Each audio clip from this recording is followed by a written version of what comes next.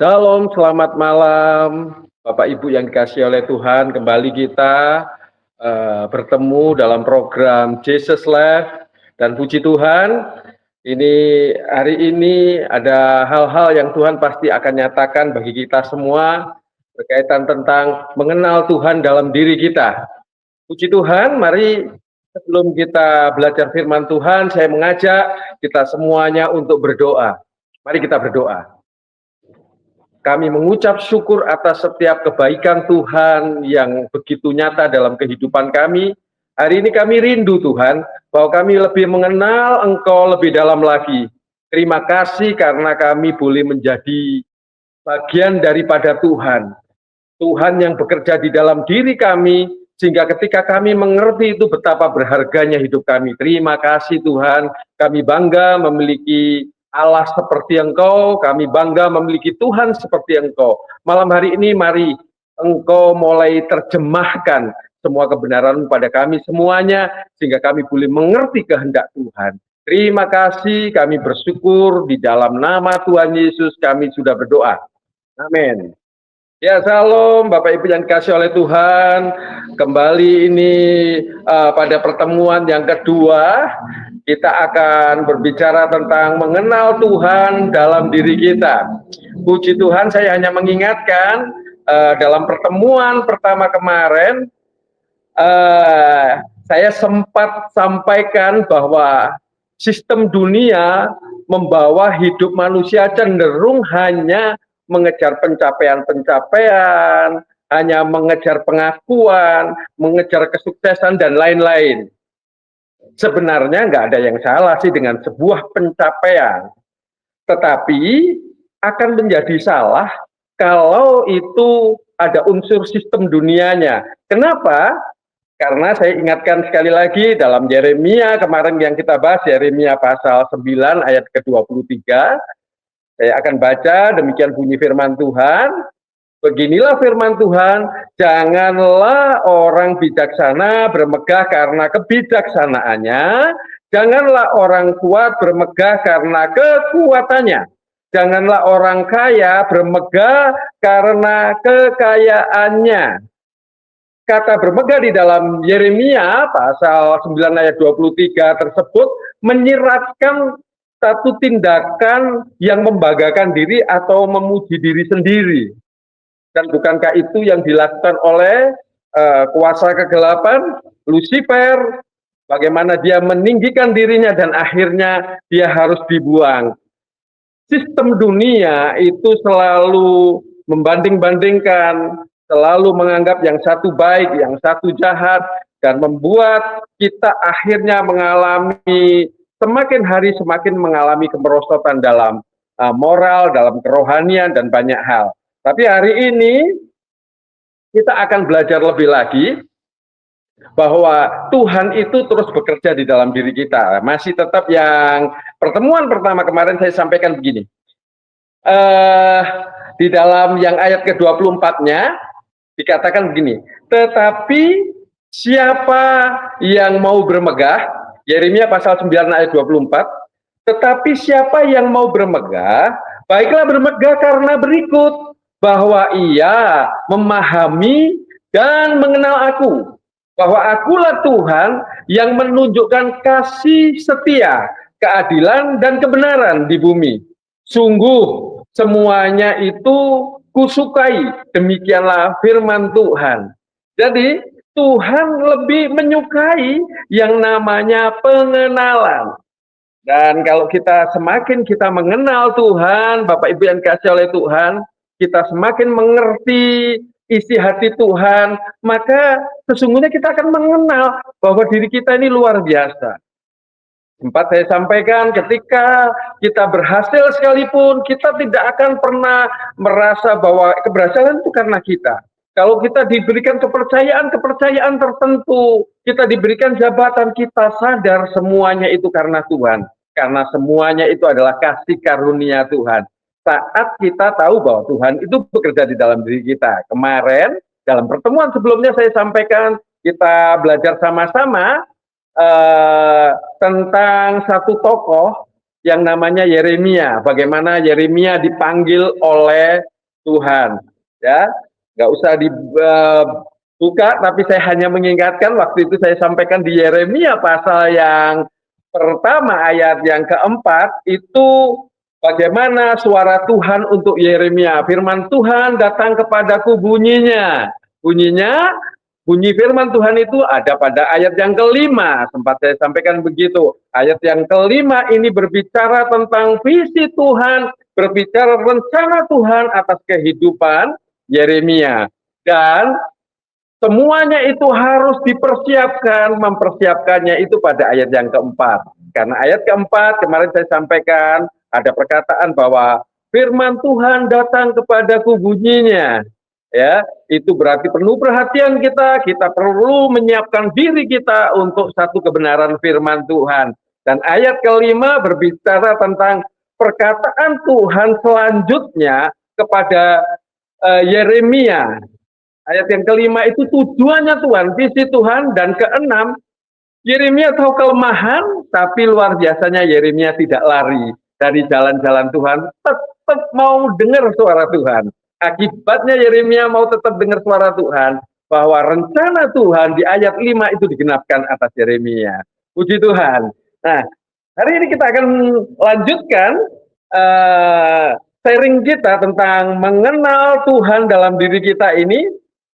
Mari kita sama-sama belajar firman Tuhan. Kita buka dalam Hosea pasal yang ke-6. Hosea pasal yang ke-6, ayat yang ke-6.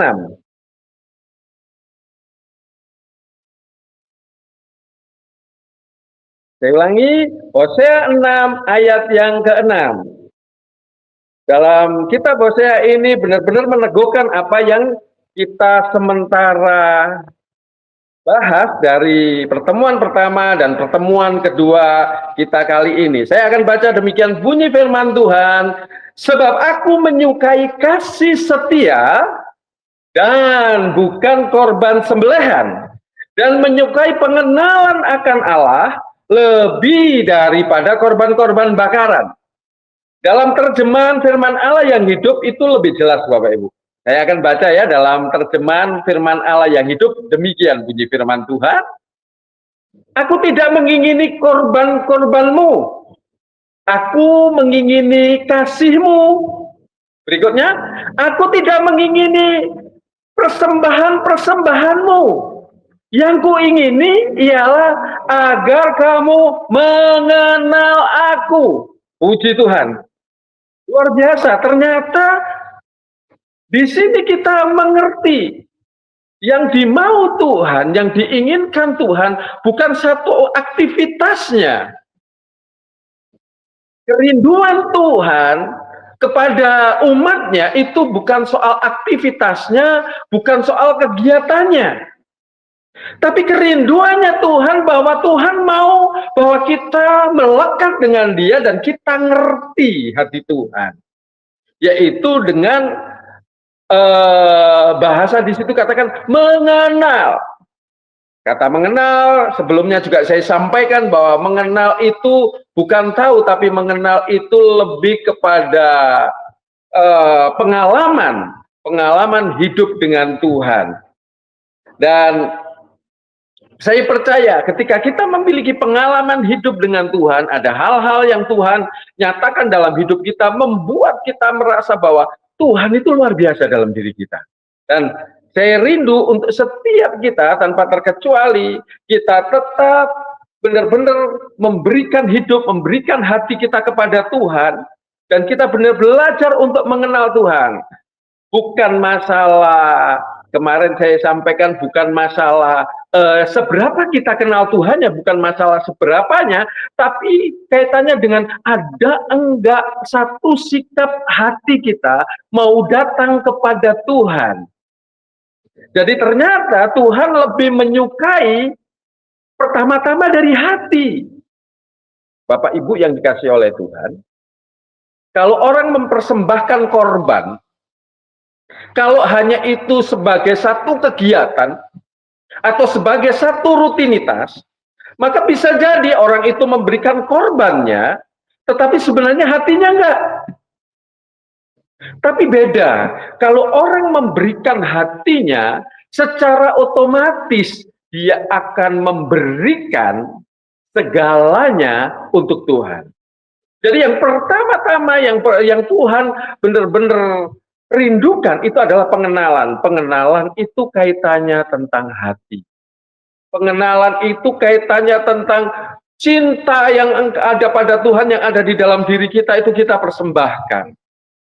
Kalau ngomong soal ibadah, di dalam saya ingin kita mengajak kita semua sebelum kita lanjutkan untuk kita baca firman Tuhan di dalam Roma, kitab Roma pasal yang ke-12 ayat 1 dan ayat 1 saya akan baca ayat 1 dulu. Demikian bunyi firman Tuhan, Roma pasal 12 ayat yang pertama.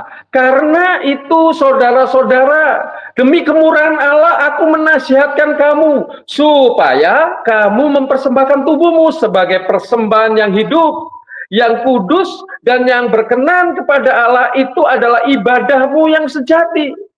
Ternyata berbicara soal ibadah itu bukan rutinitas.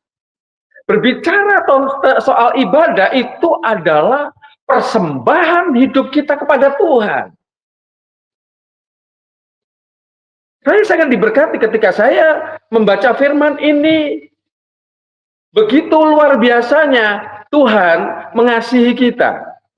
Ketika kita belajar mengenal hati Tuhan, sekali lagi, bukan kegiatannya, bukan masalah rutinitasnya, bukan masalah bentuk penyembahannya. Kalau yang karismatik mungkin bukan masalah bahasa rohnya. Bukan berarti itu nggak penting, itu sangat penting. Tetapi yang kali ini, yang saya mau sampaikan, berkaitan tentang lebih fokusnya itu adalah kita mempersembahkan hidup kita, mempersembahkan hati kita, otomatis segalanya itu untuk Tuhan. Diawali dari hati, maka seluruhnya itu untuk Tuhan.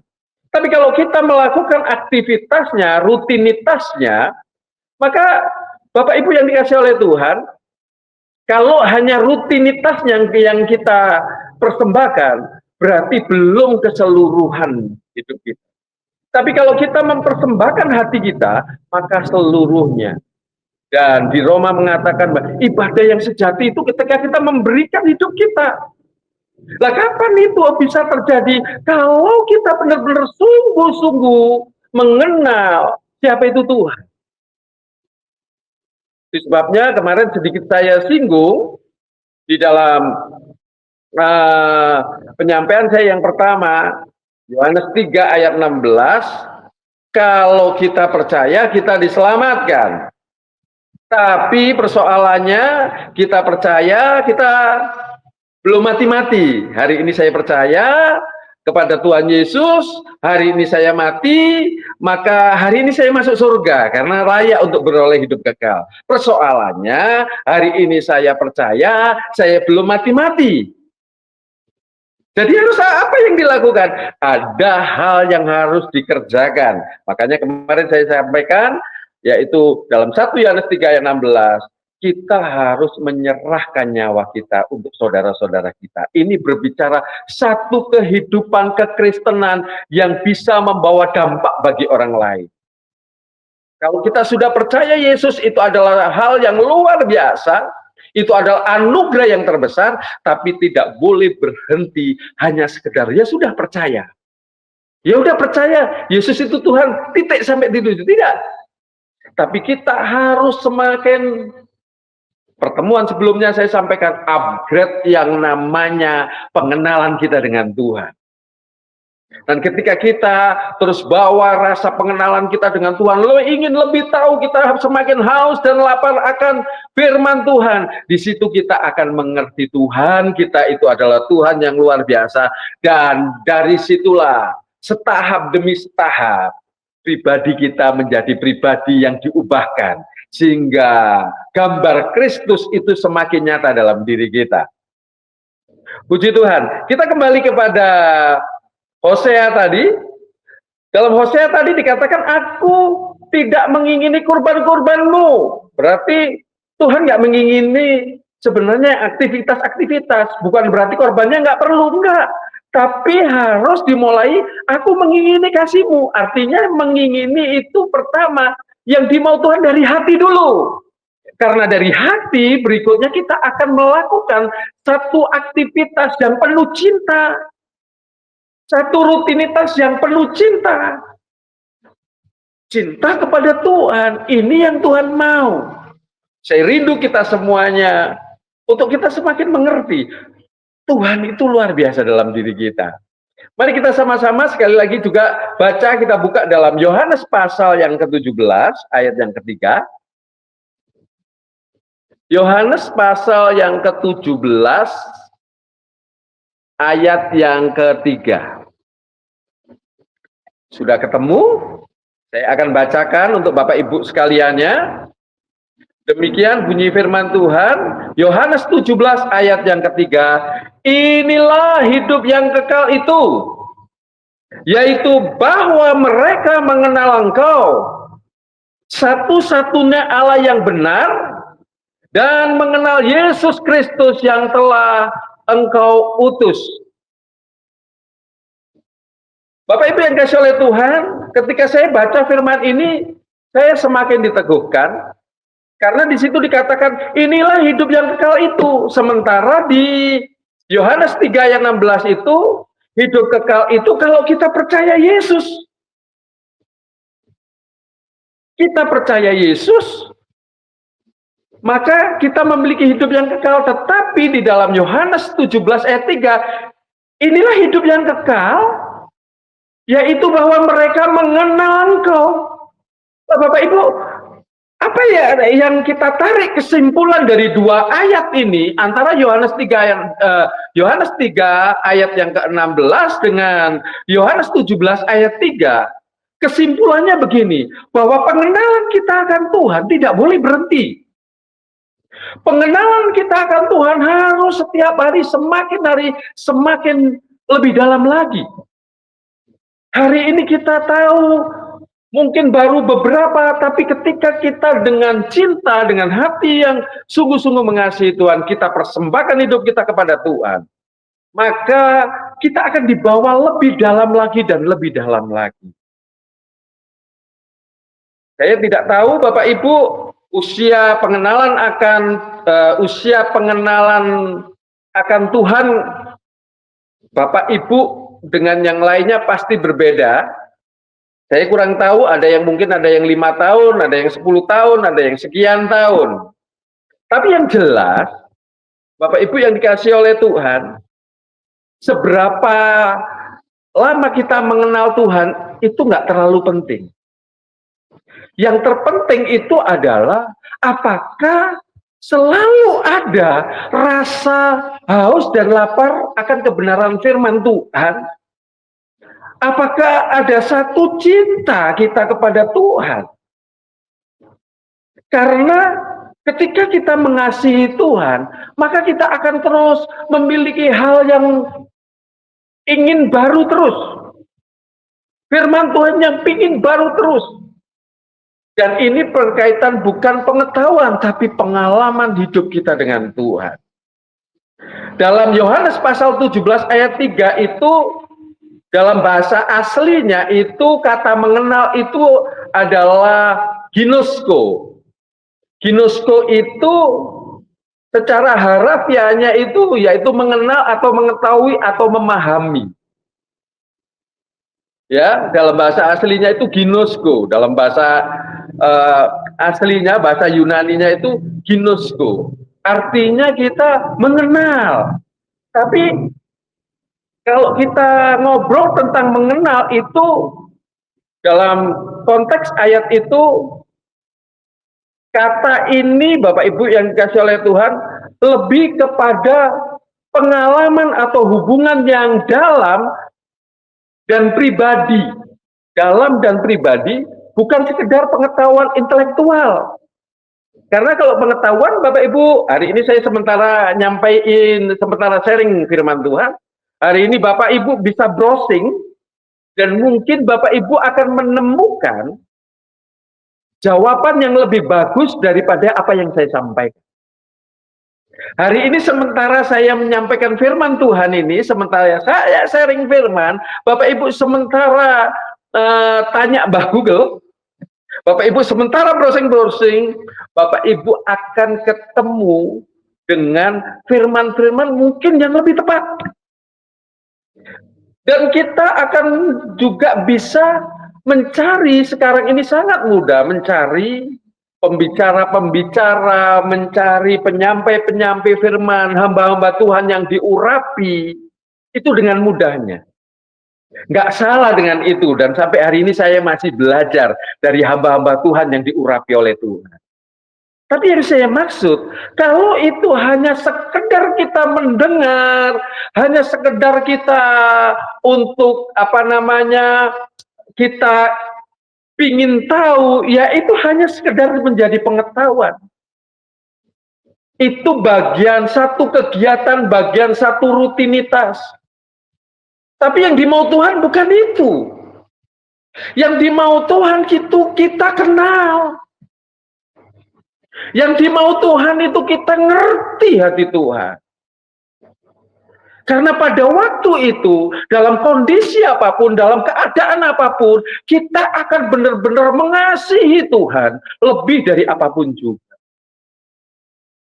Ketika Bapak Ibu membaca tentang kisah murid-murid Yesus yang mati menjadi martir, yang dengan proses mati sedemikian, ada yang mati harus disalib tapi kepalanya di bawah, dibalik, harus ada yang digoreng, dan dengan proses-proses sedemikian, mereka sama sekali tidak meninggalkan Tuhan. Kenapa?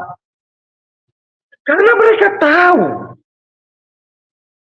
bahwa Tuhan yang besar itu sudah menembus dia. Dia mengerti, dia mengenal Tuhan, bahwa Tuhan itu bekerja di dalam dirinya.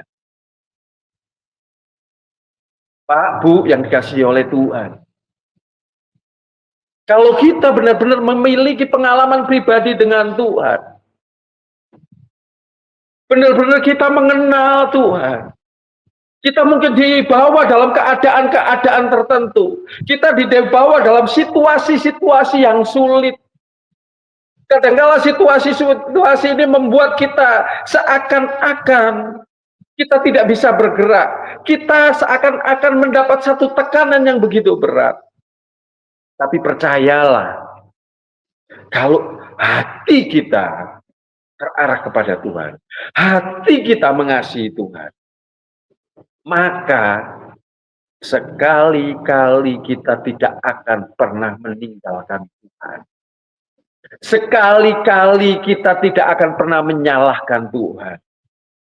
Sekali-kali kita tidak akan bergeser dari cinta kasih Tuhan. Kenapa? Karena kita tahu Tuhan sangat mengasihi. Seperti yang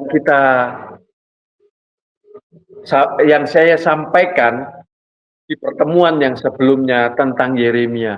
Yeremia ada kelemahannya, tapi Yeremia tetap mau menghadapkan dirinya kepada Tuhan. Yeremia tetap mau ketemu dengan Tuhan. Untuk apa? Untuk mendengar firman yang selanjutnya. Setelah firman yang ayat 5 itu disampaikan kepada Yeremia, Yeremia tahu semua keadaannya yang penuh lemah, tapi dia tidak hanya sekedar berhenti di ayat 5. Karena ayat selanjutnya, Tuhan ngobrol lagi. Yuk Bapak Ibu yang kasih oleh Tuhan, jangan pernah berhenti kita merasa puas dengan pencapaian kita ketika kita mengenal Tuhan pada batas-batas tertentu. Tapi kita semakin haus. Kita ingin semakin lebih lagi. Berapa banyak daripada kita terjebak dengan pengalaman-pengalaman rohani kita. Dan akhirnya ketika kita terjebak dengan pengalaman-pengalaman rohani kita, bahwa kita merasa kita lebih baik, kita lebih rohani, kita lebih baik daripada yang lainnya, mengakibatkan apa? Kita puas. Dan ketika kita merasa puas pada titik itu, Bapak Ibu yang dikasihi oleh Tuhan, maka kita tidak akan lagi merindukan kehadiran Tuhan. Tidak akan pernah lagi memiliki kerinduan mengalami Tuhan. Tapi Bapak Ibu, kalau kita terus memiliki hati yang mengasihi Tuhan, setiap hari Tuhan akan bawa dalam pengalaman-pengalaman yang baru. Keadaan kita dibawa pada satu titik kesulitan, kita yakin ketika kita lepas dari kesulitan, ada satu kesaksian yang lebih hidup. Dan kesulitan itu diizinkan Tuhan juga untuk memproses karakter kita supaya seperti Kristus, segambar dengan Kristus. Karakter kita diubahkan, kita mendapatkan pengalaman dengan Roh Kudus. Sehingga ketika kita ngobrol sama orang-orang yang lain, orang-orang yang mungkin dulunya seperti kita mengalami pengalaman yang sama, kita bisa ngobrol, kita bisa cerita, orang itu akhirnya dibangkitkan, orang itu akhirnya dipulihkan. Dan orang itu baru dengar cerita kita. Kita belum mengasih solusi, baru dengar cerita kita, orang itu bisa dijamah Tuhan. Kenapa? Karena di dalam diri kita ada Tuhan yang bekerja. Di dalam hidup kita ada Tuhan yang melakukan kehendak-Nya. Puji Tuhan, saya percaya banyak hal yang akan kita alami bersama Tuhan dengan luar biasa. Haleluya. Saya ingin menyampaikan yang berikutnya itu berkaitan tahapan mengenal Tuhan di dalam diri kita. Ya, tahapan-tahapan. Tetap saya mungkin akan ambil dari kisahnya Yeremia, karena saya sangat diberkati Bapak Ibu berapa waktu tentang Yeremia ini. Jadi saya memiliki kesimpulan dari kehidupan Yeremia bahwa ternyata ikut Tuhan itu terus dibawa lebih lagi.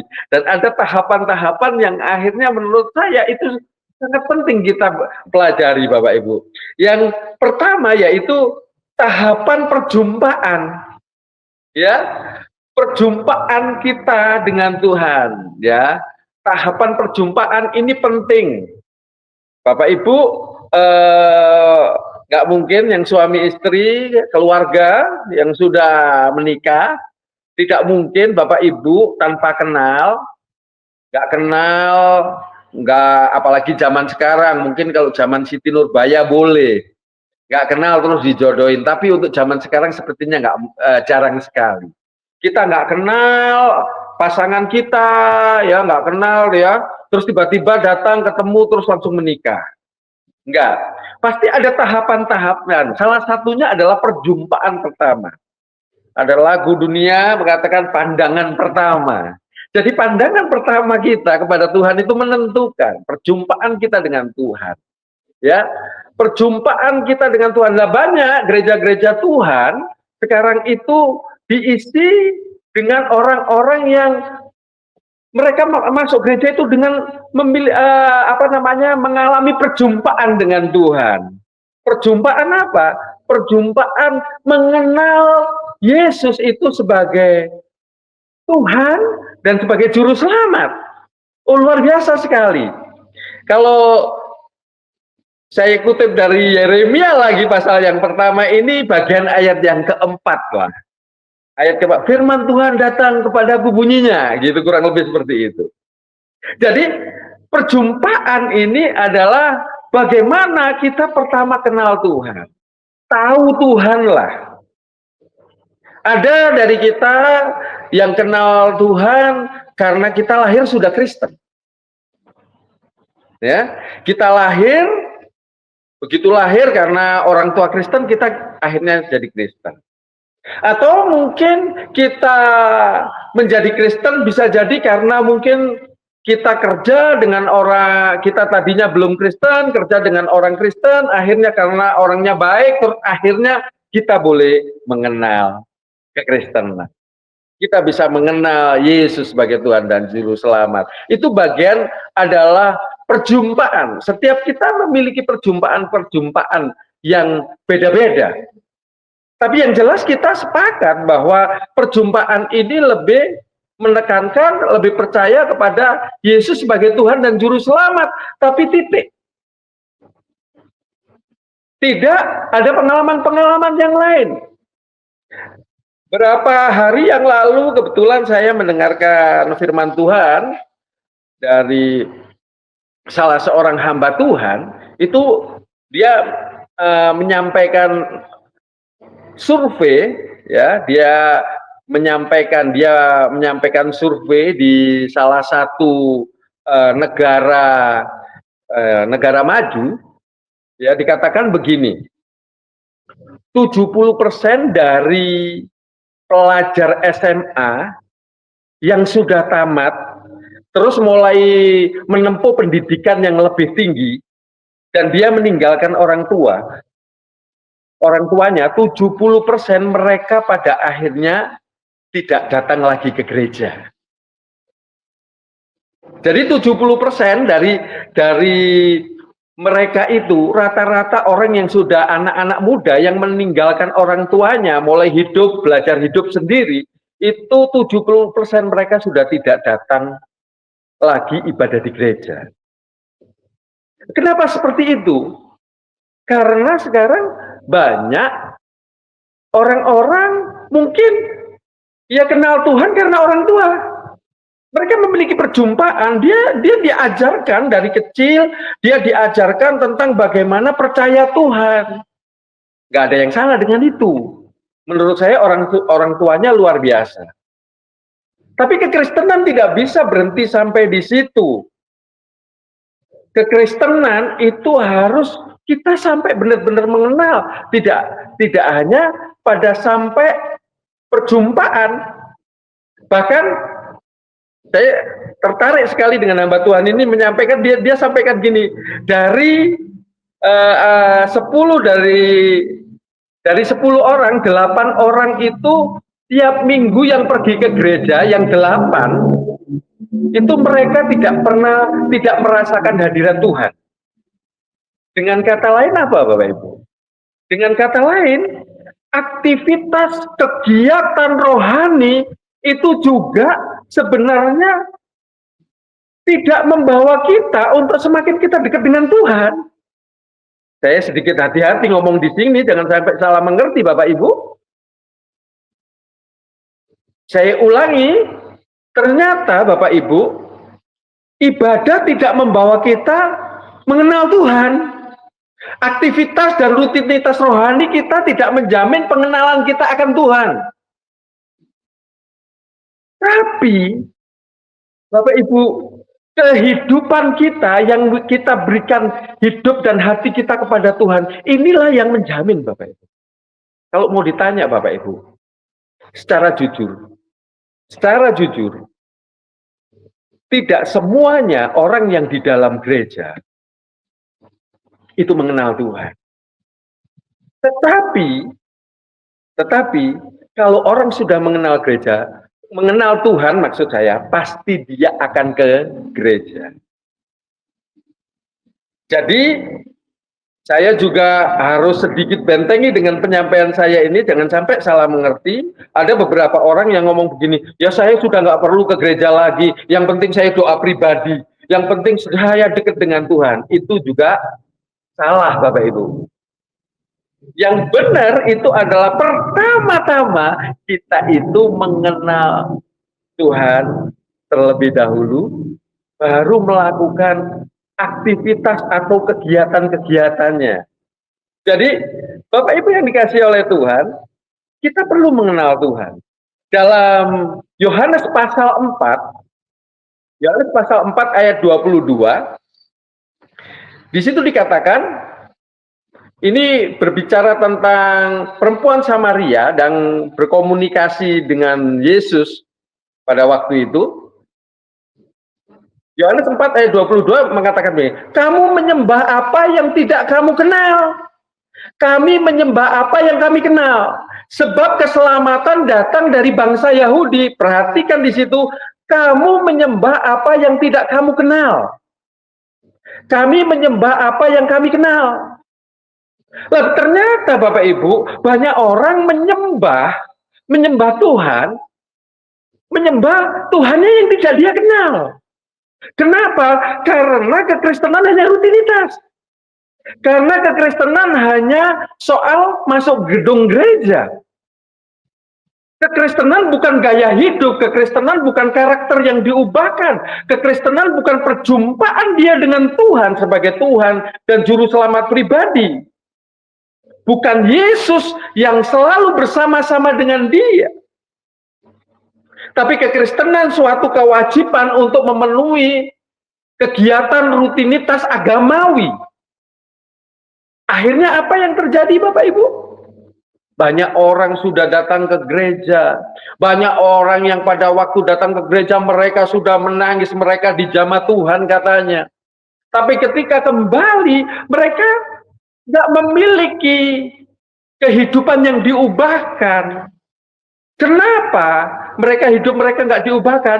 Karena cukup di tempat tertentu yang namanya mungkin gedung gereja, yang namanya mungkin persekutuan, yang namanya mungkin komunitas Kristen, syukur kalau masih komunitas. Berarti kalau komunitas ada kehidupan bersama di sana. Tapi kalau semuanya itu dilakukan hanya rutinitas, Bapak Ibu yang dikasih oleh Tuhan, maka kita akan susah mengenal Tuhan. Justru mengenal Tuhan seperti yang saya sampaikan tadi, lebih bersifat pribadi. Itu sebabnya kekristenan tidak bisa menghakimi. Kenapa? Karena pribadi. Antara diri kita pribadi dengan Tuhan yang kita sembah. Orang perempuan Samaria ini dia tidak kenal.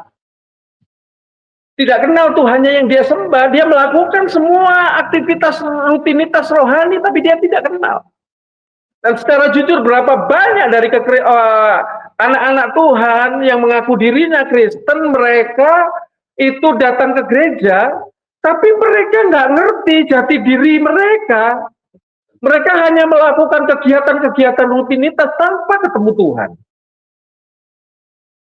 Dan itu sebenarnya sangat menyakitkan hati Tuhan. Hari ini saya ingin mengajak untuk setiap kita, Bapak Ibu yang dikasihi oleh Tuhan, yang saat ini mungkin berada di tempat masing-masing, saya rindu untuk kita boleh mengenal Tuhan, mengenal yang secara pribadi dengan Tuhan.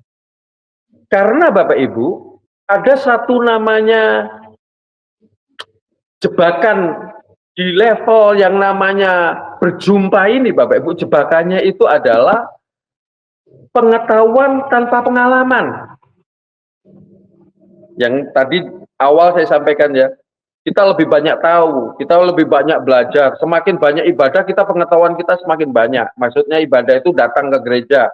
Semakin kita sering rajin ikut KKR, ya kan?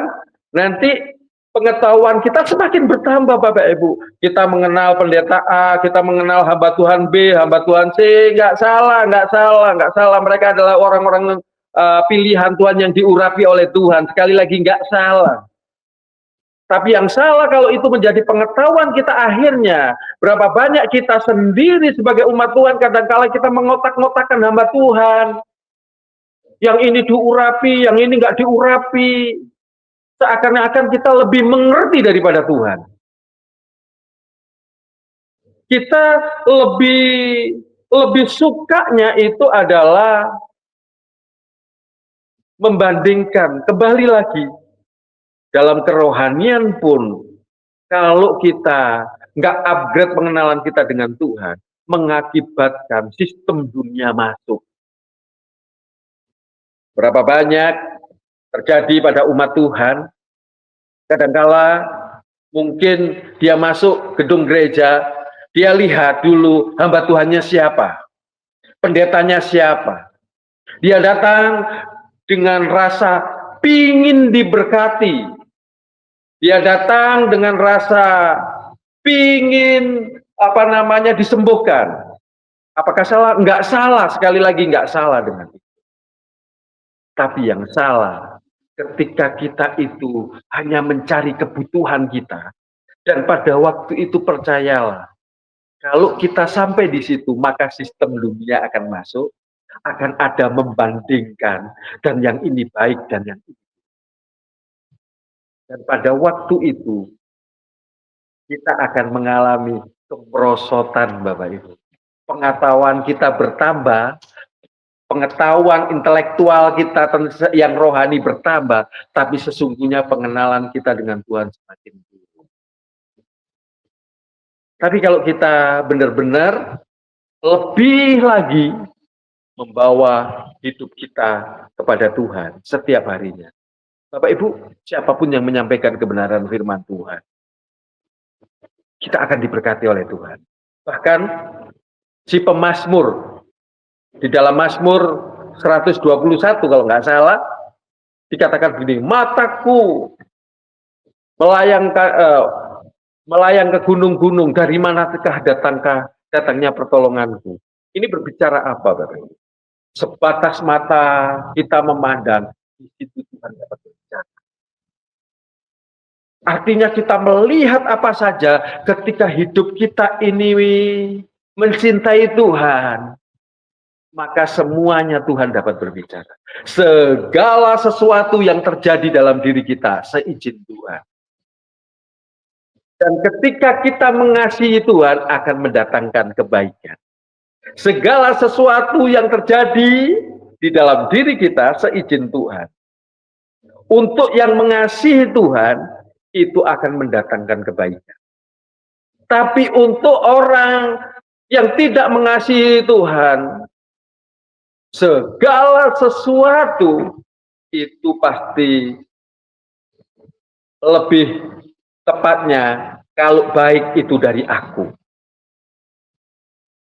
Dari aku, dan dari aku. Kembali lagi sistem dunialah yang akan dipakai. Tapi hari ini saya ingin mengajak untuk kita lebih mengenal Tuhan lebih dalam lagi. Tidak hanya sekedar sampai di perjumpaan, ya sekali lagi nggak salah dengan kita berjumpa, kita dilahirkan memang sudah Kristen, nggak salah, ya kan? Apakah kita sudah mulai besar atau karena kita menikah, terus akhirnya karena pasangan kita Kristen, akhirnya kita masuk ke jadi Kristen, nggak salah dengan itu, nggak salah. Tapi saya rindu, yuk kita lebih dalam lagi belajar tentang kebenaran. Kita belajar lagi mencintai Tuhan, sehingga Tuhan semakin singkapkan kebenaran demi kebenaran. Dan berikutnya, kita setelah mengalami tahapan perjumpaan, maka kita akan dibawa pada tahapan yang berikutnya, yaitu kita akan masuk dalam perkenalan. Nah, ini berbicara tentang perjumpaan dan pengalaman pribadi. Ingat, kalau di Yeremia tadi, di ayat yang keempat, itu berbicara, saya sempat singgung, itu perjumpaan pertama. Jadi kita perlu perhatian, karena ada suara Tuhan. Tapi suara Tuhannya itu di ayat 5. Saya sampaikan gitu kan? Nah, dalam perkenalan ini berbicara tentang, kalau di Yeremia itu ayat yang kelimanya. Bagaimana Tuhan ngomong? Wow, mendengarkan suara Tuhan, itu luar biasa banget. Dan Tuhan bukan menjadi pengetahuan, tapi di sini Tuhan lebih menjadi pengalaman, lebih naik lagi, lebih dalam lagi sebenarnya gitu. Lebih dalam lagi tingkat pengenalan kita dengan Tuhan. Kekristenan bukan sekedar agama, tapi pengalaman pribadi. Perkenalan kita dengan Tuhan. Makanya kita dibawa dalam satu pengalaman yang tertentu.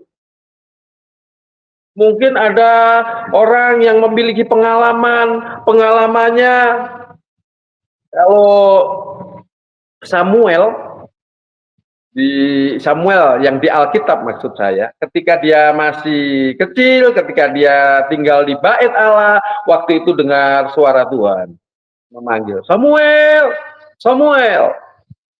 Waduh, dia langsung semangat lari ke tempatnya Imam Eli dan dia mau ngomong, ya Tuhan, apakah Tuhan ya Bapak, apakah Bapak memanggil saya? Katanya. Enggak. Terus akhirnya Samuel, silakan tidur. Nah, Samuel kembali lagi, tapi dipanggil lagi, Samuel, Samuel. Jadi itu perjumpaan yang lebih dari perjumpaan karena di situ mulai ada pengalaman rohani tertentu yang membuat kita tumbuh. Saya tidak tahu Bapak Ibu memiliki pengalaman apa. Di perjumpaan pertama saya sempat saksikan bahwa saya memiliki pengalaman, yaitu ketika saya mengalami sakit terus didoakan, setelah didoakan hamba Tuhan itu menyampaikan penglihatannya, didoakan, dan setelah didoakan besok pagi bangun langsung sembuh. Itu pengalaman, dan sampai detik ini susah saya lupakan. Itu pengalaman saya dengan Tuhan. Itu perkenalan saya dengan Tuhan. Kenapa perkenalan? Tuhan menunjukkan kuasanya. Tuhan menunjukkan kehebatannya. Tuhan menunjukkan kebesarannya. Membuat saya terkagum dan saya semakin mengikuti Tuhan. Membuat saya mengatakan Tuhan luar biasa. Dan pada waktu itu saya akan menggebu-gebu untuk mengasihi Tuhan, untuk mengikuti Tuhan. Dan ada mujizat-mujizat tertentu mungkin yang kita jumpai sehingga kita semakin bergairah ikut Tuhan. Tapi seiring waktu, pertumbuhan kekristenan kita, perjalanan hidup kekristenan kita, apakah itu kita temui terus? Apakah setiap hari mujizat? Jawabannya enggak. Bapak Ibu, hal-hal yang spektakuler itu kita temukan dalam hidup kita yang berkaitan dengan hal-hal yang luar biasa, sakit disembuhkan, ya kan? Berkaitan tentang orang-orang bagaimana dilawat Tuhan, dipulihkan Tuhan. Ada teman saya satu yang akhirnya dia tadinya non-Kristen, dia tidak mengenal apa itu kekristenan, tiba-tiba didatangi oleh Tuhan Yesus. Itu pengalaman pribadi, nggak salah dengan itu, nggak ada yang salah dengan itu. Tetapi dalam titik tertentu, dia ternyata harus belajar tentang kehidupan kekristenan. Kembali masih ke perkenalan. Perkenalan ini lebih menunjukkan satu, Tuhan menyatakan kebesarannya. Tapi Bapak Ibu yang dikasih oleh Tuhan, kalau kita mau jujur dalam 100% hidup kita yang benar-benar spektakuler, yang benar-benar menurut kita mujizat, menurut kita, mungkin itu tidak mencapai 5% atau mungkin 3% tidak mencapai. Selebihnya apa? Selebihnya kita itu hidup normal, tapi kita hidup dengan gaya kepribadian Kristus. Dan itu perlu waktu, itu perlu yang namanya latihan. Nah, nanti kita akan bahas di perjumpaan kita berikutnya, di tahapan berikutnya maksud saya. Tapi yang jelas ketika Kristen perkenalan ini, yaitu bagaimana kita mendengar, kita bisa mendengar suara Tuhan, kita melihat kuasa Tuhan yang benar-benar membuat hati kita itu semakin bergairah. Bukankah demikian yang dialami oleh Yeremia pada ayat yang kelima? Ketika dikatakan bahwa kamu akan menjadi nabi bagi bangsa-bangsa. Oh, itu spektakuler banget. Kenapa? Ya ngomong Tuhan sendiri, Bapak Ibu, audible. Itu luar biasa banget. Tapi apakah hal yang seperti itu Yeremia temui terus? Bapak Ibu, enggak. Demikian juga kekristenan kita. Apakah kita terus dapat mujizat? Bisa bayangin Bapak Ibu kalau hidup kita terus setiap hari mujizat. Memang kita hidup ini sudah mujizat, tapi yang saya maksud begini Bapak Ibu ya, yang spektakuler. Hari ini kita sakit, kita cuma Tuhan aku sakit, sembuhkan dong. Terus akhirnya kita sembuh. Tuhan, aku pingin makan gado-gado dong, tiba-tiba ada orang ngantar. Tuhan, aku pingin ini dong, Tuhan, aku pingin itu dong, Tuhan, aku mau melakukan ini, aku mau melakukan itu, tiba-tiba semuanya ada. Bapak Ibu, kekristenan tidak seperti itu. Tapi kekristenan lebih mengajarkan pada satu sikap hidup yang berubah ketika kita mengenal Tuhan. Karena sesungguhnya ketika kita mengenal Tuhan, kita akan dibawa oleh Tuhan kepada gambar yang semula, yaitu kita serupa dengan Kristus. Dan proses itu diperlukan waktu, dan itu diperlukan kerendahan hati, dan itu perlu latihan-latihan. Dan itulah Bapak Ibu, dalam proses yang berikutnya nanti kita akan melihat Tuhan itu bekerja luar biasa dalam diri kita. Ada orang-orang yang mau merelakan semua hartanya untuk pekerjaan Tuhan.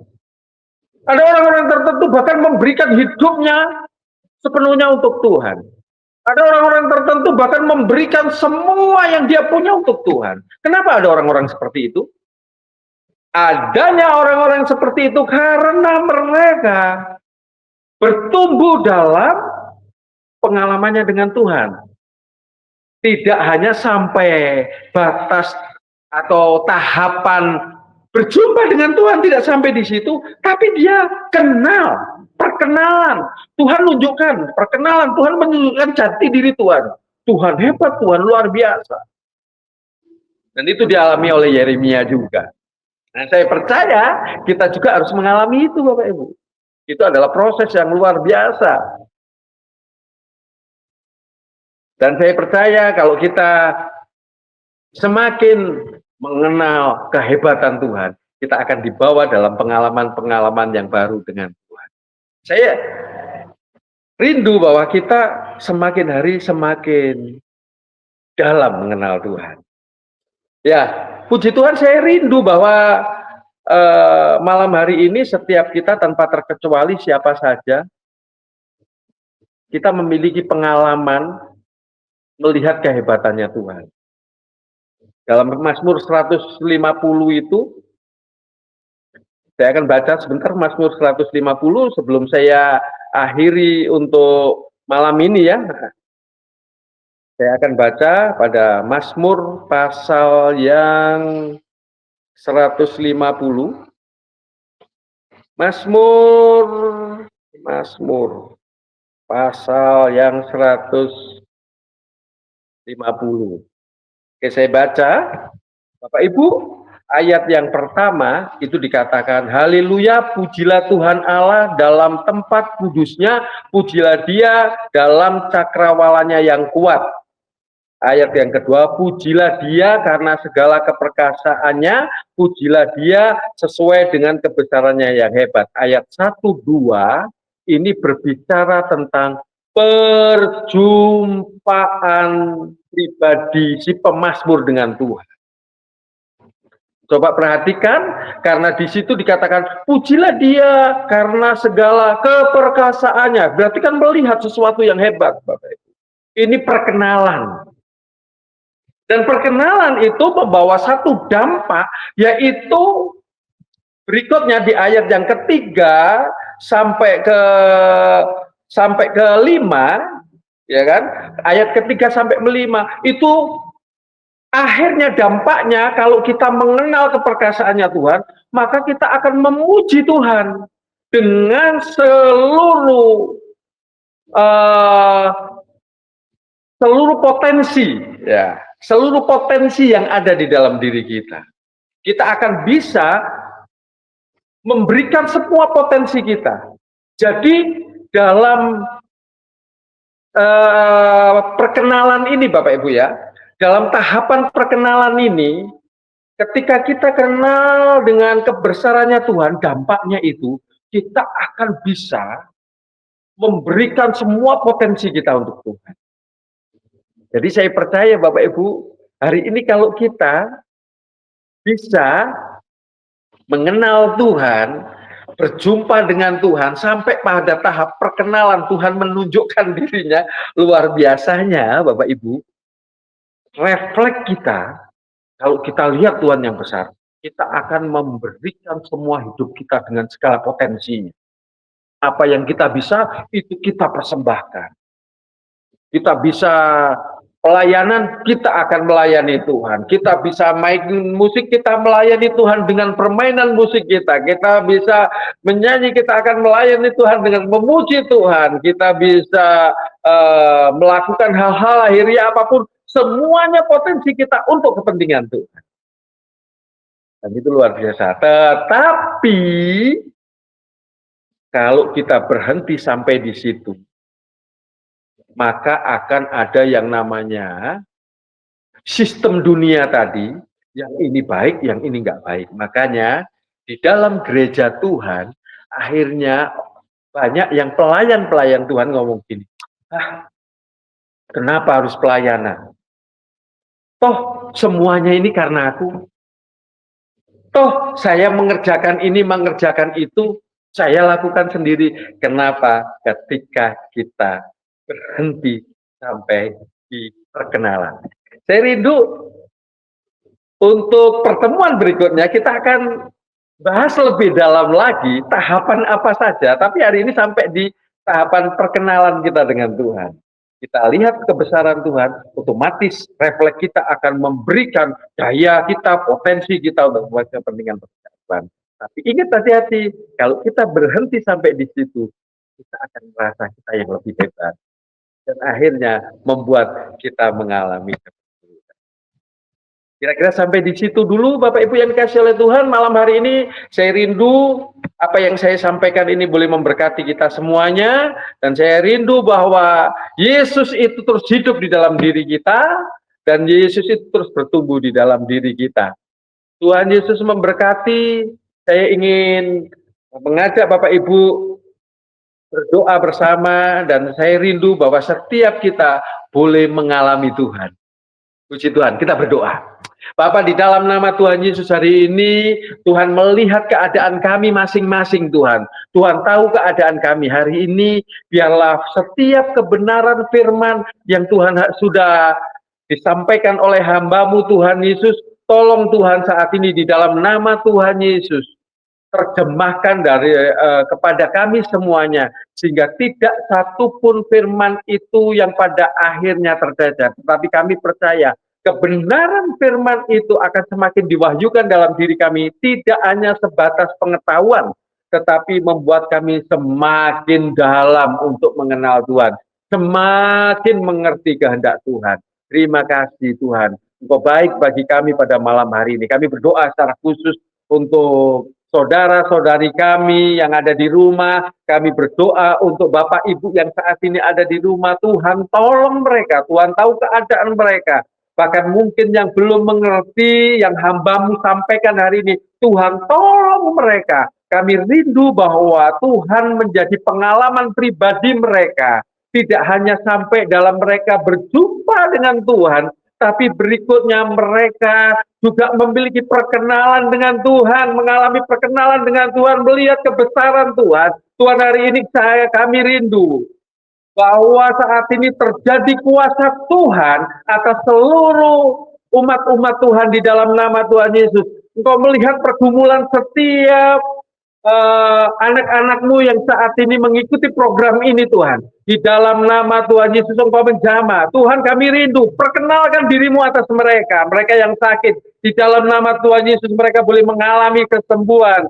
Mereka yang saat ini mengalami tekanan dalam keadaan-keadaan tertentu, Tuhan saat ini Tuhan menjadi penolong yang nyata Tuhan. Sehingga mereka benar melihat keperkasaan Tuhan. Mereka boleh melihat kehidupan Tuhan yang luar biasa. Tuhan tolong, mujizat Tuhan hari ini terjadi. Lawatan Tuhan terjadi di dalam nama Tuhan Yesus. Mereka yang sakit disembuhkan. Mereka yang mengalami tekanan dan beban berat saat ini mereka dilepaskan dari semua keadaan. Mereka yang terikat dengan kuasa-kuasa kegelapan hari ini dilepaskan di dalam nama Tuhan Yesus. Kuasa Tuhan bekerja saat ini Tuhan. Di dalam nama Tuhan Yesus, hari ini perkenalan Tuhan itu dinyatakan. Mereka berjumpa dengan kuasa Tuhan. Mereka diteguhkan. Mereka akan memberi hidup mereka kepada Tuhan. Terima kasih, Engkau baik, sangat baik bagi kami. Pada malam hari ini, berkat-Mu semakin nyata atas kehidupan kami. Bahwa kami lebih dalam mengenal Tuhan. Terima kasih Tuhan, kami bersyukur malam hari ini. Demi nama Tuhan Yesus kami sudah berdoa dan mengucap syukur. Haleluya. Amin. Tuhan Yesus memberkati. Selamat malam Bapak Ibu yang kasih oleh Tuhan. Shalom, salam murid Kristus. Tuhan memberkati.